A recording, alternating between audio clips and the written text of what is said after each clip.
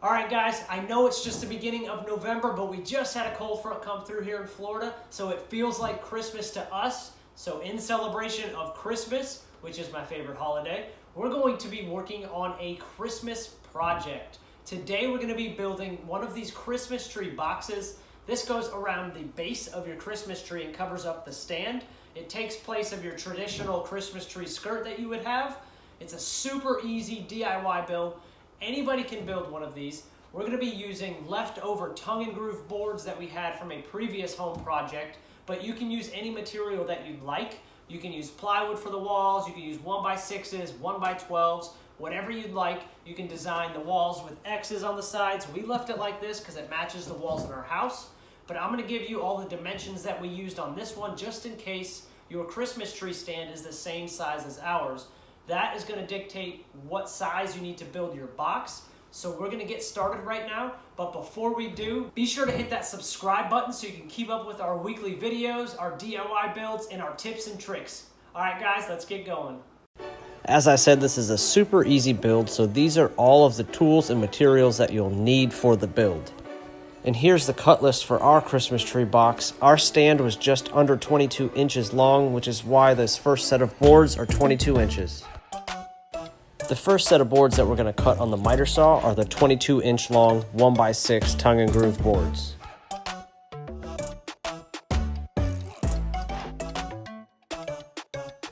Because we want the top of the box to be flat, I'm going to cut this tongue portion off of 4 of these tongue and groove boards. So I'm going to cut it to 4 3/4, and that's going to give us a nice flat surface all the way around the top of the box.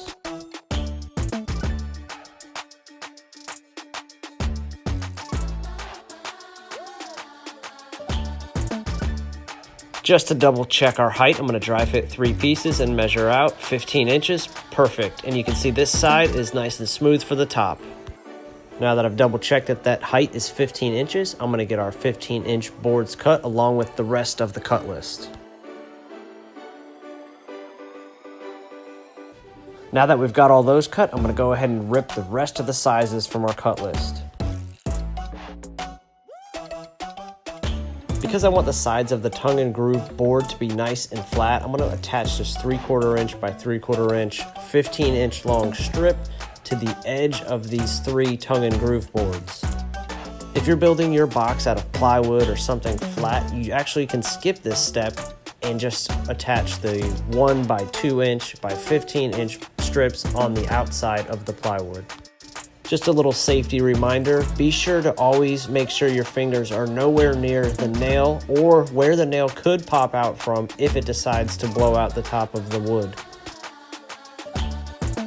Now that we've got one of the side walls built, I'm just going to add a line of glue on the side and start attaching the tongue and groove boards from the bottom up.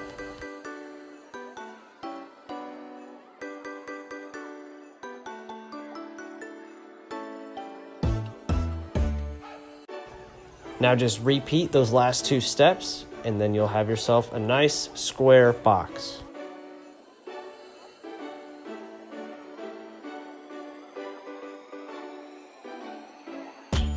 Now we're going to add the corner pieces, which are the 1x2 by 15-inch long strips. After we get the first one up, we're just going to overlap the edge of it with the next one, giving us a nice 90-degree corner.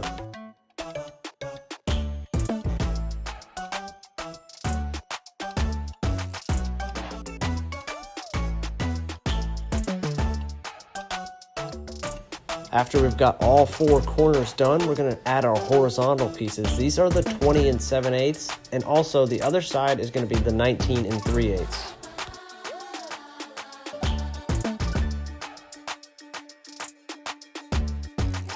And the last 4 pieces that I'm going to add are these 1x1s that are going to be in the inside corner just to give it a little extra strength. Now we're going to stain the entire box and wipe it down. We decided on special walnut for our stain color, but you can use any stain color that you'd like. You can even paint it, you can stain it, then paint it, and then distress it. Whatever your heart desires, your box can be. That is a wrap for the Christmas Christmas tree box. I'm gonna take this inside, put the tree in it, and see what it looks like with the lights turned on.